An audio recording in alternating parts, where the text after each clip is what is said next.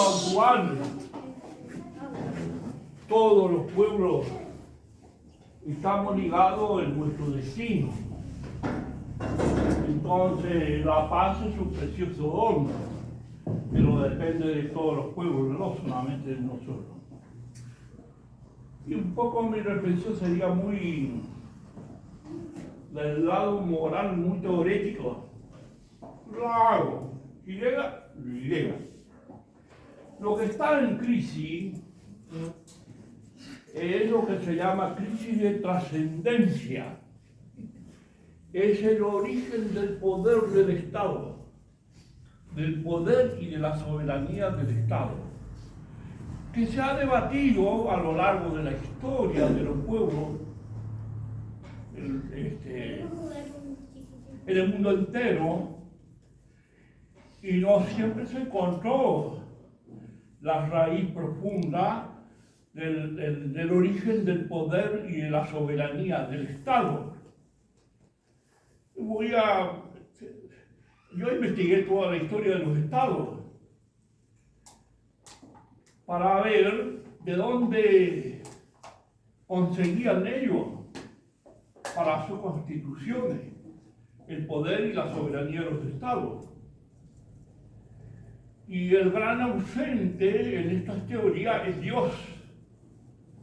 Y entonces, al estar ausente Dios como la raíz del poder y la soberanía del Estado, poner el poder del Estado en un contrato social. Y esto es lo que encontramos en el ginebrino Rousseau. No es solamente Rousseau, sino hay muchos otros del pensamiento moderno que ponen en un contrato social. Hasta entre nosotros está muy presente este modo de filosofar, de que el hombre es creador de la realidad, creador de las instituciones, y entonces el hombre moderno ocupa el lugar de Dios. Él es el origen del Estado, él es el origen de las instituciones, él es el creador de la cultura en un sentido profano. Eso lo ha condenado fuertemente el Papa Juan XXIII en la encíclica Pacem in Terris. Juan Pablo II lo hizo con fuerza, y todo el pensamiento tomista, filosofía de Santo Tomás, que es la filosofía que sigue y la teología que sigue la Iglesia. El poder no viene de un pacto social entre nosotros, nos ponemos de acuerdo y vamos a hacer una constitución prescindiendo de Dios, sino que Dios nuestro Señor, que creó el mundo, el universo, como le gusta llamar al Papa Juan XXIII, esto hace clara alusión a la enseñanza del Génesis. El hombre en los orígenes no solamente cayó él, sino que cayó el universo entero, lo que llamamos pecado original, que es la raíz de todos los desórdenes sociales, la raíz del individualismo, el egoísmo, etcétera, etcétera. Y por eso hace falta redimir al universo. Y por eso Juan XXIII, en la encíclica Pacem in Terris, donde descodifica magistralmente el derecho natural, va a empezar no hablando solamente del derecho natural, sino del orden del universo. El universo se ha caído, necesita un redentor y necesita ese nuevo Adán que con su misterio pascual ha reconciliado el universo con Dios, consigo mismo y entre nosotros.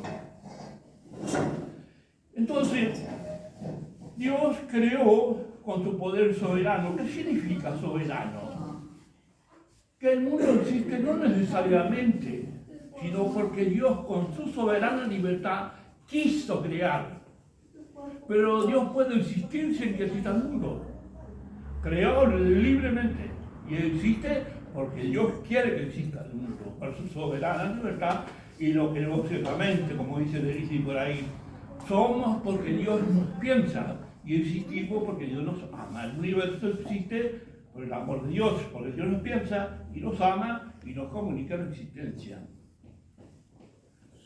Entonces, Dios puso su poder, su soberanía providente en todo el universo.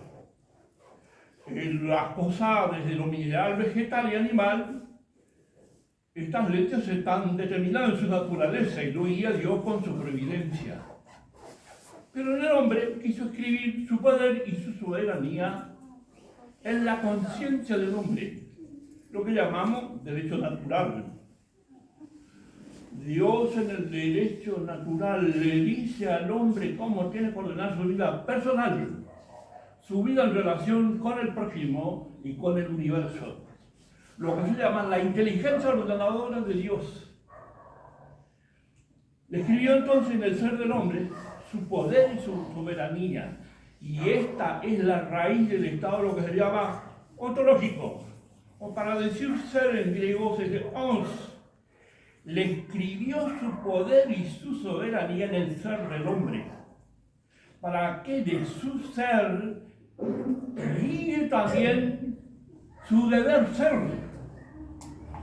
Dios le hizo esencialmente al hombre, pero en el campo ético y moral le dejó que sea protagonista de su realización. Le dio valores, pero le dio la conciencia y la libertad para que encarne esos valores.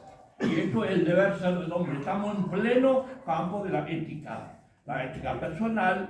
Y desde esta ética personal se proyecta en la ética estatal. Así como la familia, en la célula natural, en la constitución del Estado, de la misma manera, el Estado ontológico, el deber ser del Estado, el Estado ético, es la célula de la comunidad internacional. Es una realidad moral imprescindible, querida por Dios. Quien pretende destruir el Estado es porque tiene una supina ignorancia de las raíces morales de la constitución intrínseca del Estado. Entonces, Dios le escribió en el hombre del ser y en el deber ser, y de ahí surge todo lo que se llama la moral del Estado o ética estatal. ¿Qué quiere decir moral? Moral quiere decir imperativo. Los valores morales no son optativos para el hombre, sino exigitivos. Entonces, de ahí surge todo lo que sea la moral estatal. Y de ahí surge la democracia no existió nunca. La democracia es un invento de los griegos que se difundió en todo Occidente casi como una realidad dogmática, pero no lo es.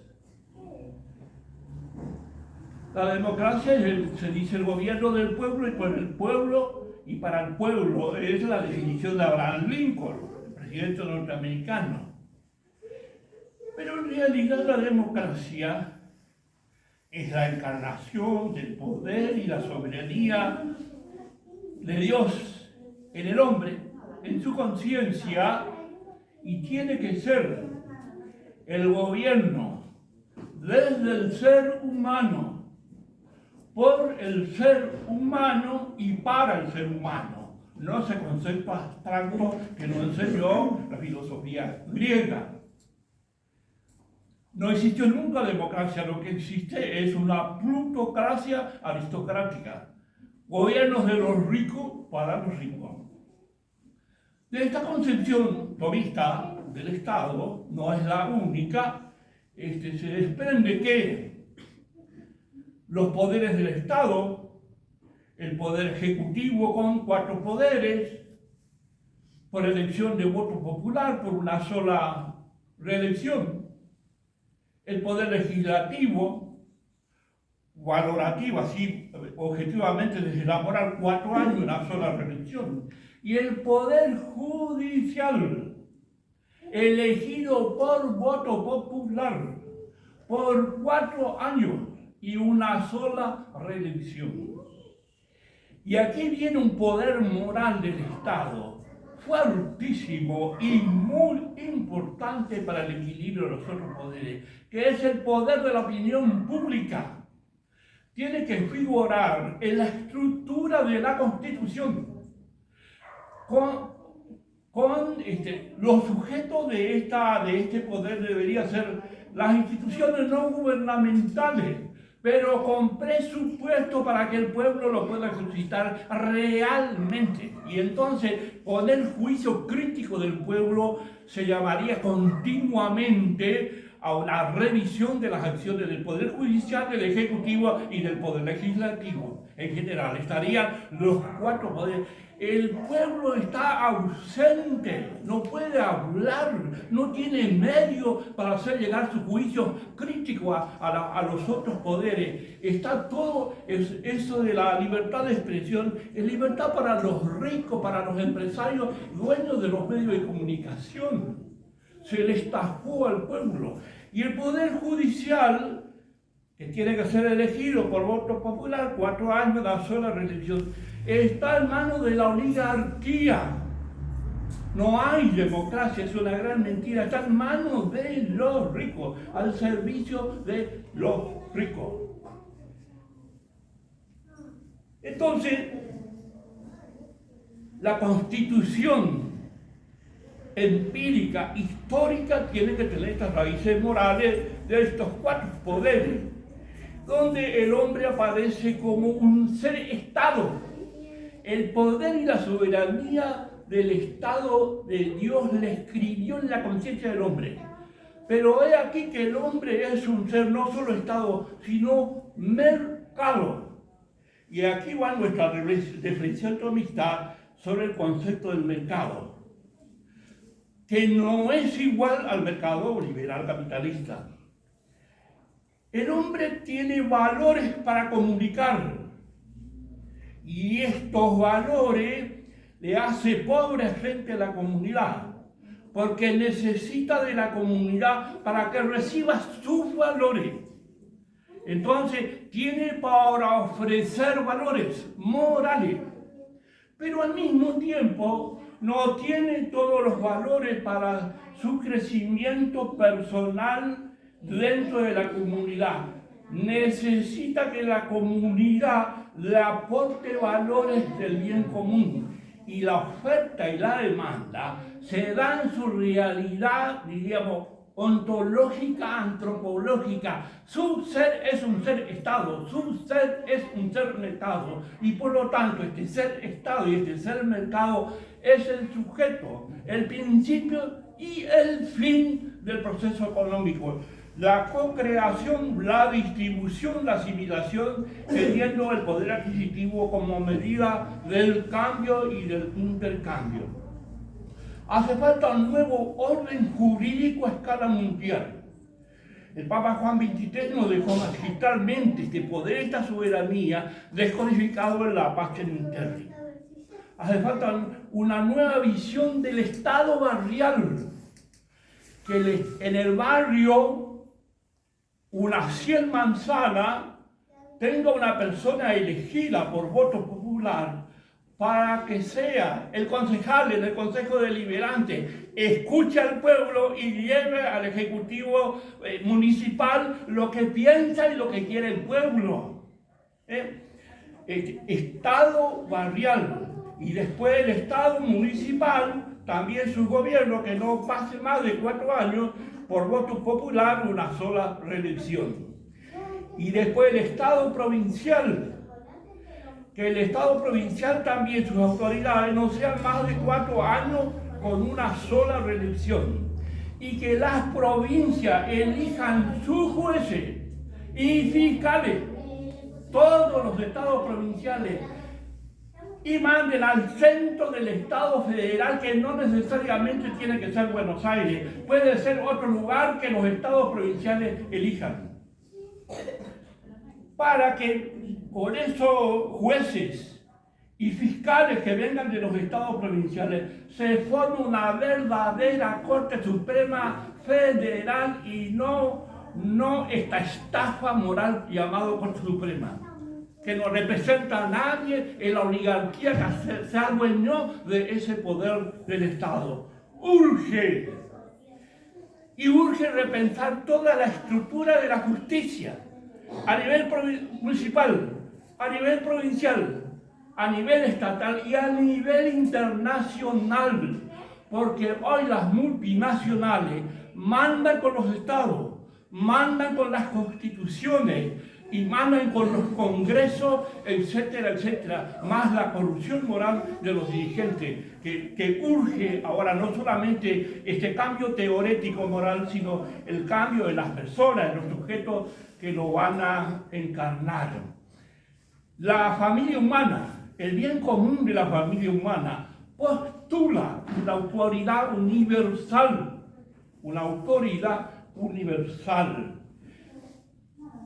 La encíclica Pacem Terri va en esa dirección. Pero ¿qué pasa?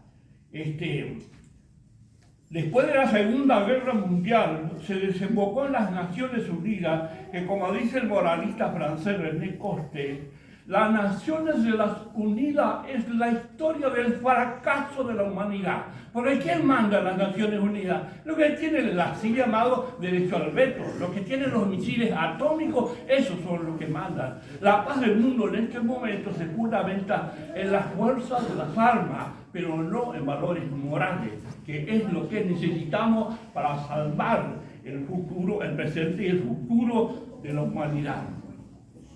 Hoy en día está en guerra la OTAN con Rusia. Si la apuran mucho a Rusia, tiene armamento para destruir 3 veces el planeta Tierra. Si aprieta el botón rojo. Tiene más de 600 submarinos nucleares en el mar, con misiles atómicos. Si llega, como le decía la Iglesia en el concilio a la mujer, ayuden al hombre, le decía a la mujer la Iglesia en el concilio, ayuden al hombre, porque en un momento de locura se puede mandar un desastre. Aprieta, como decía Nikita Khrushchev, el botón rojo y hace volar todo.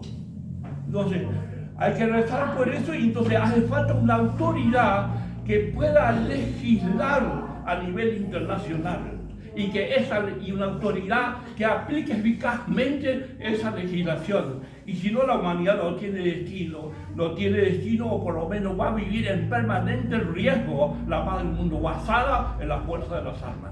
La paz del mundo tiene que basarse en la fuerza del derecho natural, de la justicia.